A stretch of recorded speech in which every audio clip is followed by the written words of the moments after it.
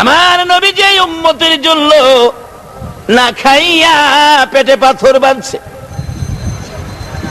উহুদের জমিনে দাঁত ভেঙেছে, তাইবের জমিনে রক্ত দিয়েছে, তথাপি নবী উম্মতি উম্মতি বলে কাঁদছে।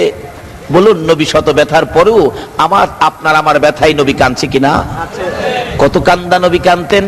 পেটের খিদা, এক সাহাবী বলেন, আমি দেখি পেটের খিদায় নবী হাঁটতে পারে না, হেলে ডোলে নবী পড়ে যায়। সাহাবী ধরে বলতেছেন, ইয়া রাসূলুল্লাহ, আপনার পেটে বুঝি খিদা, আপনি এইভাবে কষ্ট করে হাঁটতেছেন? নবী চোখের পানি ছেড়ে দিলেন, সাহাবী রে, আমার পেটে খিদা রে, তারপরে কষ্ট করে হাঁটতেছেন, বসুন আমার বাড়িতে আসুন। সাহাবী নবীজিকে ঘরের মধ্যে বসাইয়া বাড়ির ভিতরে ঢুকে চোখের পানি ছেড়ে দিয়ে কান্দে, বিবি গো, এই খাবার আমি কার জন্য রাখবো গো? আমার নবী তো হাঁটতে পারে না, নবীর কষ্ট হয়। বিবি রুটি বানারে, গোশত পাকারে, নবীকে খাওয়াবো। রুটি গোশত নবীজির সামনে দিলে আমার নবী চোখের পানিগুলো জর্জর করে ছেড়ে পকেট থেকে রুমাল বাহির করে রুমালটা বিছাইয়া রুটি নিজের মুখে দেয় না, এই রুমালগুলো বিছাইয়া রুটি আর গোশত রুমালের মধ্যে প্যাকেট করে নবীজি প্যাকেট করে বাহির হয়ে যাচ্ছে। সাহাবী আরজ করে, ইয়া রাসূলুল্লাহ, এত খিদা নিয়ে আপনি খাইলেন না রুটি গোশত, প্যাকেট করে কোথায় যাবেন? আমার নবী বলেন, সাহাবী রে, আমি নবী 3 দিন পর্যন্ত পেটে খাবার নাই, তারপরও আমি নবী পেটের খিদার কথা ভুলে গেলাম।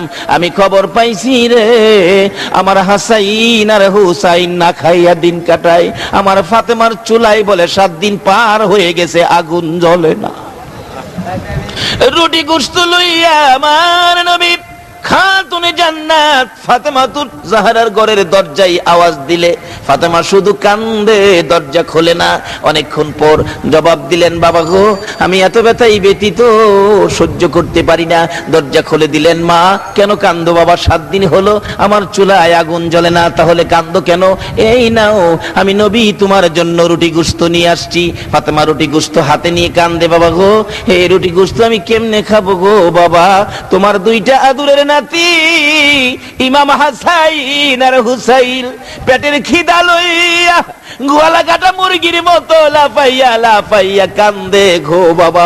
পেটের খিদায় কানতে কানতে বারবার আমার কাছে আইসা আমাকে বিরক্ত করত। আমি একেবারে বিরক্ত সহ্য করতে পারি না। এক পর্যায়ে রাগ হইয়া গো বাবা, আমার 2টা কলিজার টুকরা সোনার পুতুল হাসাইন আর হুসাইনের 2 গালে আমি 2টা থাপ্পড় মারছি গো বাবা। তোমার 2টাই আদুরের নাতি এই থাপ্পড় খাইয়া জংলাই বসে বসে কান্দে। হাসাইন আর হুসাইন 2 ভাই গলাগুলি করে কান্দে আর বলে, আমি শুনে আসছি। হুসাইন বলতেছে, ও ভাই হাসাইন, মায়ের কাছে আর যাব না রে, চল আমরা পেটের খিদা লইয়া নানার কাছে যাই। এইভাবে যারা কষ্ট করেছে, তারপরও নবী উম্মতের কথা বলে নাই। ওই কষ্টের 2 আদুরের নাতি উম্মতের নাজাতের জন্য কুরবানি পর্যন্ত দিয়েছে। বলুন, এই নবীকে ভালোবাসা দেওয়া, এই নবীর পক্ষে থাকা আমাদের দরকার আছে কিনা? আজকে এই নবীকে না চিনার কারণেই বিশ্বজুড়ে মুসলমানদের উপর বিপদ। বলতেছিলাম, এই নবীর পক্ষে গিয়েছেন খাজা মঈনুদ্দিন, নবীর পক্ষে যাবে যারা আল্লাহর পক্ষ পাবে তারা। খাজা উসমান হারুনি ডাকতেছে, মাবুদ গো, যেই নবী এত কষ্ট উম্মতের জন্য করেছে, এত কান্দা উম্মতের জন্য কেঁদেছে, মাবুদ 3 নাম্বার দাবি তুমি পুরা করবা, কথা দিয়েছো। আমি আরেকটা দরখাস্ত 3 নাম্বারে নিয়ে গেলাম, আমার আখিরি নবীর সকল গুনাহগার উম্মতের তুমি আল্লাহ মাফ করে দাও। আল্লাহ কয়, ও পাগল, যেই দাবি করছস এটা তো সম্ভব না। কেন? তুমি না বলছো? কি বলেন? আল্লাহ কি বলে নাই 3টা পুরা করবে? তুমি তো বলেছো 3 নাম্বার দাবি পুরা করবা, আমি মানি না, দিতে হবে। এটা অন্য নবীর উম্মতের আবার এই সাহস নাই। একমাত্র এই কিসিমের দাবি করতে সাহস পায় আখিরি নবীর উম্মতেরা। জোরে বলুন সুবহানাল্লাহ। এটা শুধু এই দেশে না তো, হাসরের ময়দানেও গিয়া দাবি করব। এমন এক ঘটনা ঘটবে, হাসরের দিন আমার আল্লাহ বিচারের কোর্ট নিয়ে বসবেন। তো বিচারের সিরিয়ালে আখিরি নবীর উম্মত, আল্লাহ ডাক দিবেন, এই কেরামত আলী এদিকে আয়। নামাজ পড়ছিলে? না না, আমি নামাজ পড়ার সময়ই পাই নাই। রোজা রাখছিলি? না, আমার তো গ্যাস্ট্রিক আছিল। এরকম কয় না? বালা মানুষ রোজা রাখে না, জিগাইলে কই গ্যাস্ট্রিক। আল্লাহ বলবি হাসর দিন, এখনো বাটপারি করস? দুনিয়ার মধ্যে বাটপারি করছস, গ্যাস্ট্রিক গ্যাস্ট্রিক কইয়া এখনো বাটপারি করস? যাও জাহান্নামে যাও।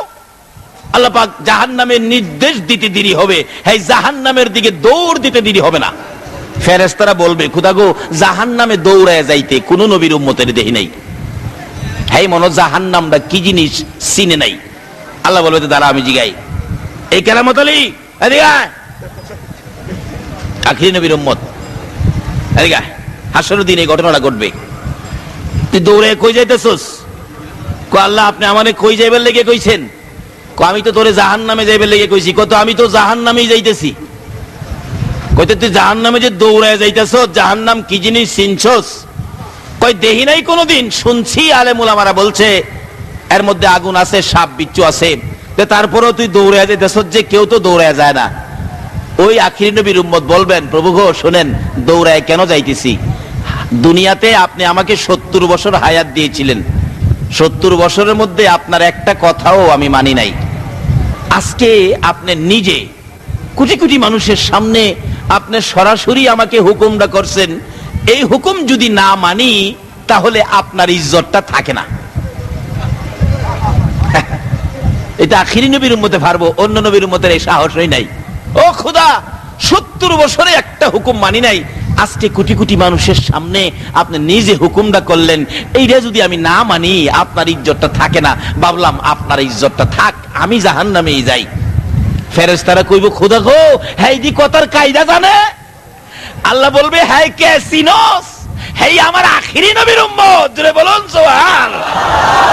এটা বিশ্বকাপের খেলোয়াড়। আল্লাহু আকবার বলুন।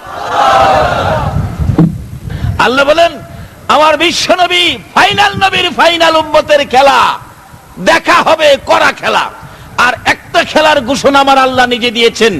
আল্লাহ বলেন, আমার এই ফাইনাল নবীর ফাইনাল উম্মত, এই ফাইনাল উম্মতের খেলা হবে এই দুনিয়াতে, আর ফাইনাল নবীর খেলা হবে আখিরাতে।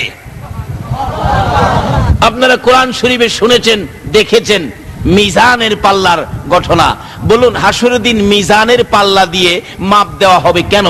আচ্ছা, আল্লাহ কি মাপ ছাড়া আমাদের হিসাব জানে না? ফেরেশতা আমাদের কাঁধে আছে না? তারাই তো রিপোর্ট দিবে ফাইনাল। নাকি তাদেরকে কিছু টাকা পয়সা দিলে বেশ কম লেখে? বেশ কম লেখলে আমাদের বাঙালির চরিত্রে আছে, কিন্তু ফেরেশতার চরিত্রে বেশ কম লেখার কোনো সুযোগ নাই। তাদের এই আমল নাই, যা করি তাই লিখতেছে। এরপর আল্লাহ নিজেও সব জানে, তারপরে মিজানের পাল্লা বসাবেন কেন? যদি আপনি প্রশ্ন করেন শরীয়তের দৃষ্টিতে, আল্লাহ পাক এই জবাব দিবে, মারফতে আসো, বুঝে নাও কিভাবে। যেই দরজায়, যেই মাটি খেলে আল্লাহর ওলিরা ওলি হয়েছেন, আল্লাহ পাক মারফতের দরজায় জবাব দিবেন। এখানে মিজানের পাল্লা বসানোর কারণ হলো, আমি আমার হাবিবকে, ফাইনাল নবীকে হাসরের ময়দানে সকল সৃষ্টির সামনে আমি ফাইনাল খেলা দেখাবো। আমার নবী হাসরের ময়দানে খেলা দেখাবেন। কি খেলা? মিজানের পাল্লা। যদিও আল্লাহ জানে মাফের কোনো প্রয়োজন পড়ে না, কিন্তু পাল্লা বসাবেন, মাপ শুরু হবে। আখিরি নবীর সিরিয়াল, আখিরি নবীর উম্মত মাপ দিতে গিয়ে নেকির পাল্লায় উঠাবেন, নেকির পাল্লা হালকা হয়ে যাবে, গুনার পাল্লা ভারী হয়ে যাবে। এমনি সময় মাপের ফেরেশতারা আফসোস করবে, হায় হায়, জীবনে কি করলেন, জীবনে কি করলেন, আজকে তো আপনি জাহান্নামী হবেন। তখন আপনি নেকির পাল্লা হালকা থাকবে, চোখের পানি ছেড়ে কাটার দিকে তাকিয়ে থাকবে না। ভাগ্যটা খারাপ হয়ে গেল, হায় রে, আমাদের দরদি নবী জানি কই আছে। যদি আজকে আমার নবী থাকতো, আমার এই পুরা কপাল হইতো না। এমনি সময় কোত্থেকে যেন আমার নবী পাগল পাগল হইয়া পাখির মতো উইরা এসে মিজানের পাল্লার কাছে, আল্লাহু আকবার বলো, মিজানের পাল্লার কাছে যাইয়া আমার নবী এই আঙ্গুল মুবারক নেকির পাল্লার মধ্যে লাগাবেন। নেকির পাল্লা এত ভারী হবে রে, 7 আসমান 7 জমিন যদি থাকতো, আল্লাহর আরশ কুরসি লৌহ কলম সহ 7 আসমান 7 জমিন সহ যদি ওই গুনার পাল্লায় তুলে দেওয়া হতো, এই নেকির পাল্লার সাথে ওজনে আর কুলাবে না। ওই লোকটার চোখের পানি ছেড়ে ডাক দিবেন, তুমি কে গো? আমার এই মহা বিপদে আমার বিপদ থেকে উদ্ধার করে দিলা। আমার নবী ডাকবে, উম্মতেরা রে, চিনলি না? আমি নবী উম্মতের কান্ডারি, গুনাহগারের বন্ধু রে, আমি নবী মুহাম্মাদুর রাসূলুল্লাহ। এবার আমার আল্লাহ বলবেন, ও ফেরেশতারা, মাপের খবর কি? আল্লাহ কি জানে না খবর কি? জানে না?